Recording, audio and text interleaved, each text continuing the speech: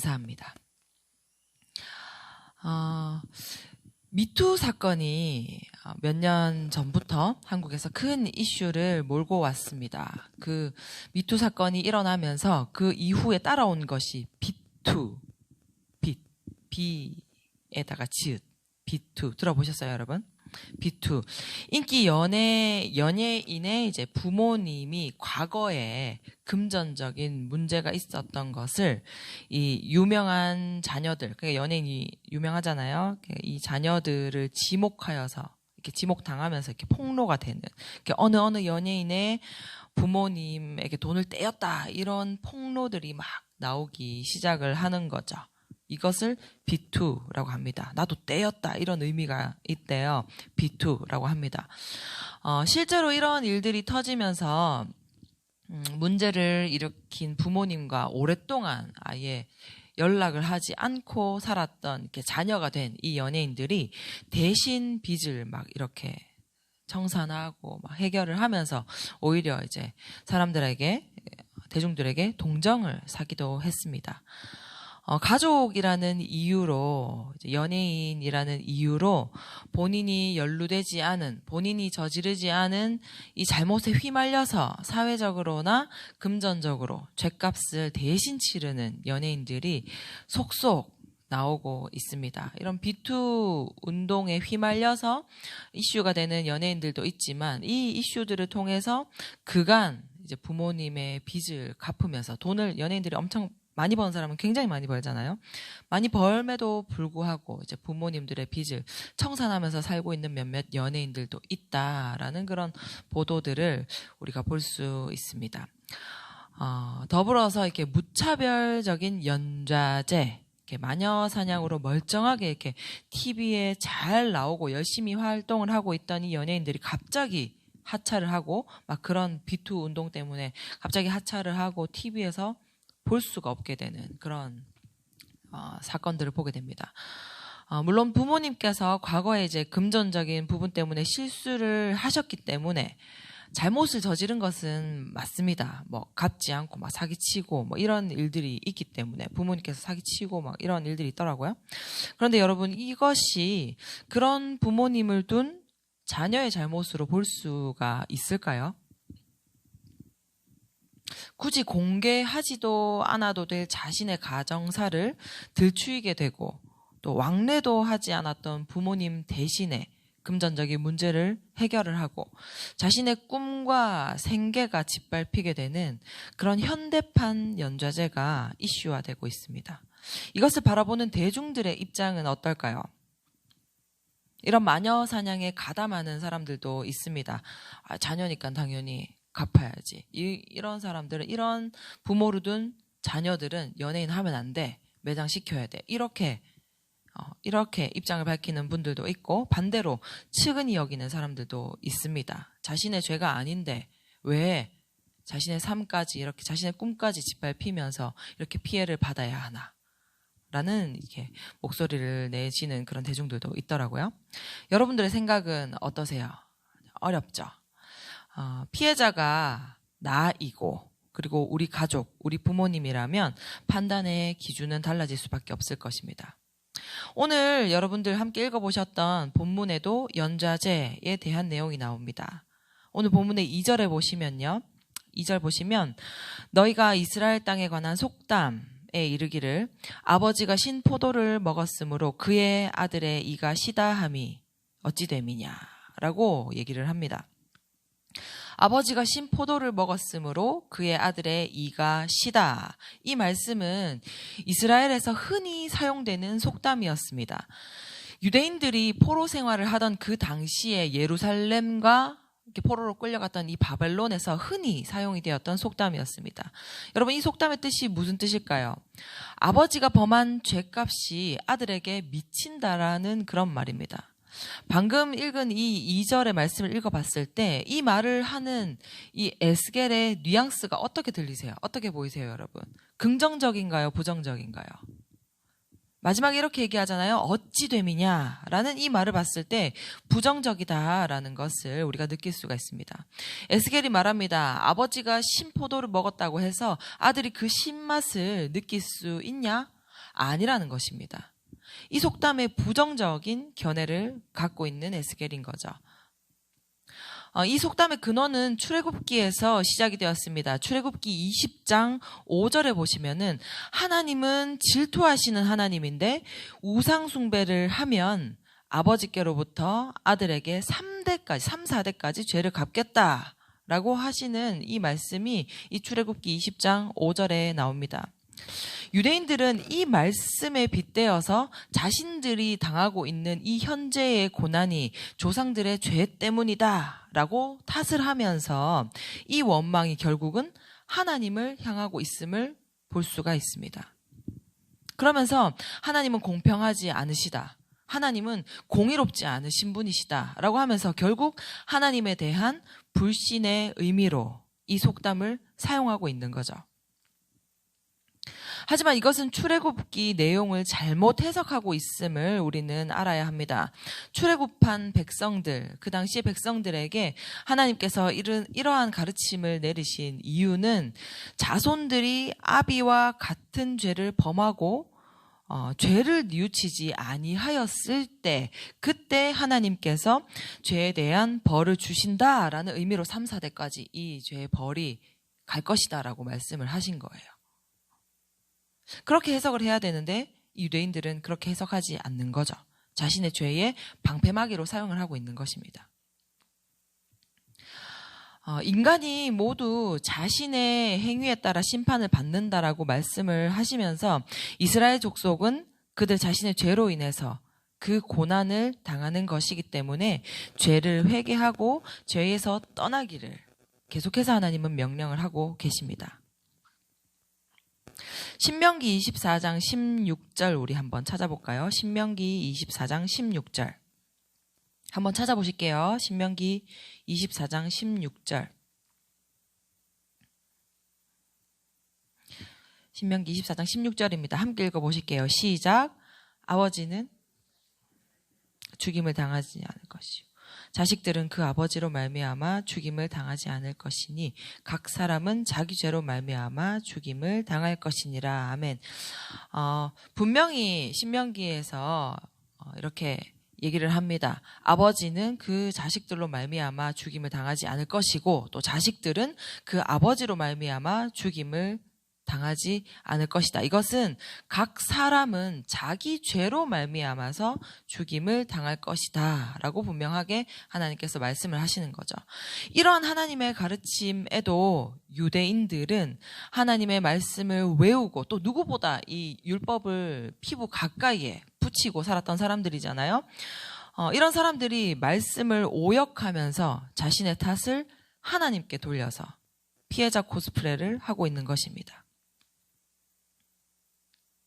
방금 보신 것처럼 인간은 이런 죄의 본성들을 가지고 있습니다. 이 인간의 죄성은요, 자신의 죄를 인정하지 않으려고 하는 특징이 있고, 그리고 자신의 잘못에 대한 책임을 다른 대상에게 전가하려고 하는 특징이 있습니다. 이것이 타락한 인간의 본성입니다. 그렇기 때문에 우리 인간에게는 이런 타락한 본성이 있기 때문에 인간은 자신을 쳐서 하나님께 복종을 해야 하는 것입니다. 복종할 만하기 때문에 내 마음에 와닿기 때문에 복종을 하는 것이 아니라 나를 쳐서 할 수 없기 때문에 쳐서 복종을 해야 하는 것이 이 인간이라는 것입니다. 유대인들은 이 속담을 통해서 자신의 죄의 책임을 하나님께 전가를 합니다. 자신들이 비난받지 않기 위해서죠. 방금 이 신명기 말씀을 통해서도 확인을 했지만 오늘 본문의 4절 끝부분에서도 말씀을 하십니다. 범죄하는 그 영혼은 죽으리라. 범죄하는 그 영혼은 어떻게 되리라? 죽으리라. 라고 말씀을 하십니다. 죄의 삭은 사망이다 라는 말씀을 알고 계시죠? 죄의 삭은 사망이기 때문에 인간은 자신의 죄로 인해서 죄값을 치를 수밖에 없습니다. 하지만 여기에서 반전은요, 하나님이 인간을 너무 많이 사랑하신다라는 것입니다. 그렇기 때문에 인간이 추하고 더러운 것은 사실이지만 하나님께서는 여전히 이 인간을 귀하고 사랑스럽게 보고 계신다라는 있다라는 것, 이것이 하나님의 은혜다라는 것입니다. 누구나 자신의 죄에 대한 값을 치러야 합니다. 남이 절대 대신 치러주지 않아요. 부모님이 아무리 돈이 많으시고 부모님이 아무리 나를 사랑하시고 또 신앙이 좋으신 분이시다 하더라도 내가 지은 죄를 대신 가져갈 수도, 대신 질 수도, 또 사해 줄 수도 없습니다. 그렇기 때문에 당연히 아버지 입에 신 이 포도가 자녀의 입에서 시게 느껴질 수가 없다라는 거죠. 하나님께서는 이 에스겔 선지자를 통해서 유대인들 자신의 모습을 보게 하십니다. 더불어서 오늘을 살고 있는 우리에게도 우리의 모습을 보게 하시는 것입니다. 하나님께서 주신 말씀을 오역하여서 자신들의 구미에 맞게 자신의 죄악의 방패막이로 삼는 것은 의인이 할 행동이 아닌 것입니다. 그렇다면 의인은 어떤 사람을 말하는 것일까요? 하나님께서 찾으시는 의인은 어떤 사람일까요? 오늘 본문의 5절에서 8절 요 안에서 설명을 합니다. 5가지로 정리를 해볼 수가 있는데요. 첫 번째는 정의와 공의를 행하고 라고 5절에서 얘기를 합니다. 이것은 하나님의 계명, 그러니까 하나님의 십계명과 율법을 지키는 삶을 말합니다. 두 번째로는 산 위의 재물을 먹지 않고 우상 숭배하지 않아야 한다라고 얘기를 하는데, 여러분 산 위의 재물이라는 것이 산당 위에, 산당은 주로 산 위에, 높은 산 위에 지어졌습니다. 하나님만큼 높아지고자 하는 이 인간의 어리석음을 살짝 엿볼 수가 있죠. 산 위의 재물은 우상 숭배를 한 재물을 뜻하는 것이기 때문에 그곳에서 나눠주는 음식조차도 먹지 않을 것을 가르쳐주고 계십니다. 당연히 우상 숭배는 안 되는 것이고요. 세 번째로는 이웃을 귀히 섬기고 여길 것을 가르칩니다. 이웃의 아내를 탐하지 말라라고 얘기를 합니다. 이 음행은 남편의, 그러니까 이웃의 아내의 남편의 권위를 모독하는 그런 행위이기도 하지만 결국 이 음행을 통해서 사회를 타락시키고 그리고 사회의 질서와 근본을 흔들어 놓는 그런 행위이기 때문에 교회는 더욱 음행에 있어서 거룩할 필요가 있다라는 것을 기억해야 합니다. 또 네 번째로는 어려운 사람을 괴롭히지 않고 도와주라라고 말씀을 하십니다. 인권을 존중을 해야 합니다, 여러분. 인간을 사랑하시는 하나님의 마음이 그 속에 녹아 있기 때문입니다. 자비를 베풀어 주고 적극적으로 이웃을, 그러니까 이웃 사랑하는 것을 실천을 해야 합니다. 하나님께서 인간을 너무 많이 사랑하시기 때문에 인간의 존엄을 무너뜨리는 것은 하나님의 뜻과 마음을 멸시하는 것임을 오늘 살아가고 있는 우리는 더 잘 기억을 해야 할 것입니다. 요즘 사회가 더 기억해야 할 부분인 것 같아요. 마지막으로 5번째는 이자를 받지 않고 사람과 사람 사이를 진실하게 판단을 해야 한다라고 얘기를 합니다.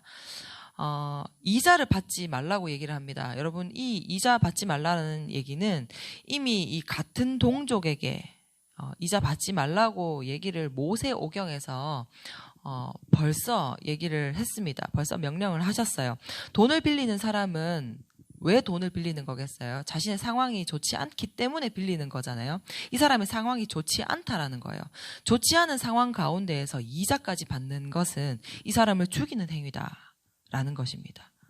내 동족, 내 이웃을 죽이는 행위이기 때문에 이자를 받는 것은 합당하지 않다라는 거죠. 단 외국인에게는 가능하다라는 거. 이웃을 사랑하는 마음은 먼저 하나님의 사랑을 경험한 데서 오기 때문에 결국 이웃 사랑의 실천은 하나님의 사랑을 실천하는 것이라는 것을 기억해야 합니다. 갈라디아서 6장 2절 말씀 제가 읽어드릴게요. 너희가 짐을 서로 지라 그리하여 그리스도의 법을 성취하라. 여러분, 우리에게는 이웃을 도울 책임이 있음을 기억해야 합니다. 이것이 의인의 삶이라고 하나님께서 계속해서 구약과 신약을 통해서 우리에게 말씀하고 계십니다. 이래서 의인은 어떤 사람이다? 오늘 본문의 9절 말씀에 나와 있습니다. 9절 읽어드릴게요.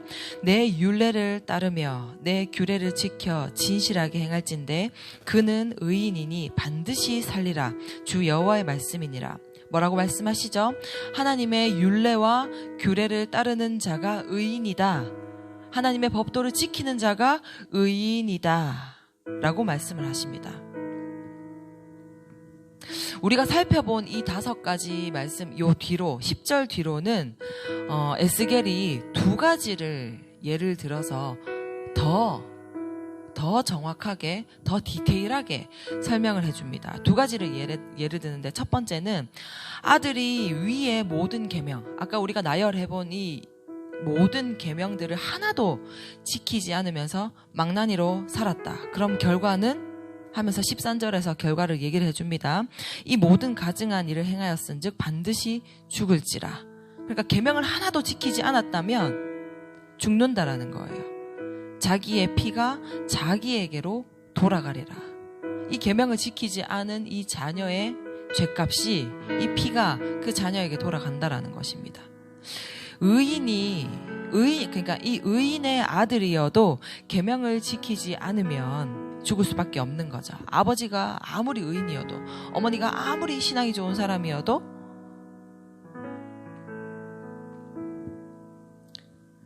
자녀가 지은 죄값은 자녀가 받게 된다라는 것입니다. 반면에 2번째 예로 아들을 낳았는데 그 아들이 아버지가 행한 모든 죄의 행위들을 보고 두려워하면서 아버지가 행한 반대로 율례를 지키면서 살았다. 그랬을 때 그 결과는 17절 하반절에서 이렇게 말씀을 하십니다. 이 사람은 그의 아버지의 죄악으로 죽지 아니하고 반드시 살겠고. 아까 첫 번째 예와는 반대가 되는 상황이죠. 아비가 신 포도를 먹었다고 해서 자녀가 신맛을 느끼면 안 되는 것입니다. 아비가 느끼는 신맛을 자신도 맛을 볼 것인가 아니면 말 것인가 본인에게 달려있는 것입니다. 하나님의 말씀을 지키면서 순종하면서 살 것인가 아닌가는 본인의 선택인 것이죠. 여러분, 제가 기신자 팀을 맡고 있잖아요. 기신자 팀에 있어 보면 많은 신앙인들의 모습을 보게 됩니다. 기신자 팀의 특성상 이 기신자 팀에는 이미 신앙생활을 하시던 분들이 개인적인 사정으로 교회를 옮겨오시는 분들이 배정된단 말이에요. 그렇기 때문에 대단한 신앙의 그 믿음의 집안, 몇 대의 자녀 이런 분들도 계시고 심지어 사역자분들도 오십니다. 전도사님들이 이렇게 사역을 그만두고 잠시 쉴 때 오신다거나 아니면 사역지를 구하시는 그 상태에서 이제 교회에 좀 정착을 하려고 혹은 이렇게 훈련 좀 받으려고 이렇게 오시는 분들도 계세요.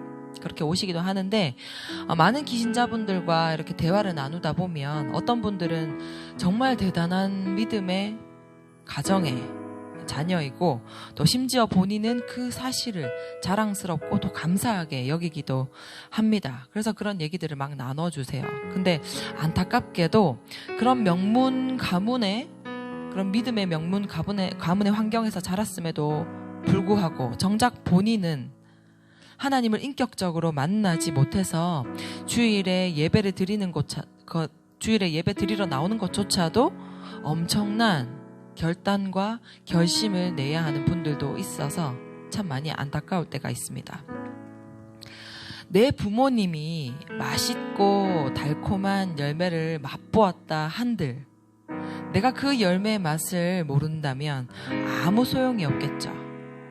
반대로 내 부모님이 신 포도를 맛보셨다 한들 내가 그것을 피한다면 나는 그 신맛을 느낄 필요가 없는 것입니다.